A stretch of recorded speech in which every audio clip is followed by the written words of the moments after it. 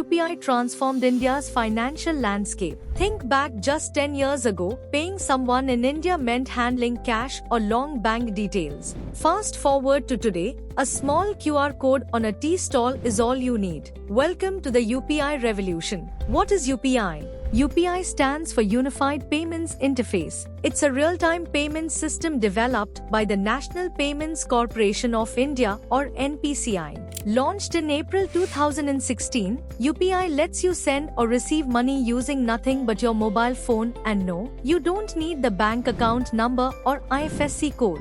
Just a phone number or even a QR code. Growth of UPI mind-blowing stats. In 2016, UPI processed just about 100,000 transactions in its first month. Fast forward to 2025 and we are talking over 10 billion transactions a month. That's more than any other payment system in the world. UPI has not only overtaken card payments but even cash withdrawals at ATMs. The real impact from big cities to rural India. The true magic of UPI is in its reach. It has empowered every Indian with a mobile phone, from a tea seller in Varanasi to a vegetable vendor in a remote village in Assam. Digital payments are no longer just for the tech-savvy, they are for everyone. UPI versus other payment methods. Unlike NEFT or RIMS, UPI works 24/7 including weekends and holidays. It's instant, free in most cases, and works across almost every Indian bank. Compared to debit or credit cards, there are no swiping machines, no merchant fees, just your phone. Boost to the economy. UPI has played a big role in formalizing the economy. Small businesses now have a transaction record, making it easier to get loans. Banks have lower operational costs, and with digital money flowing, tax collections and transparency have improved too. Security and simplicity. UPI is not just fast, it's secure.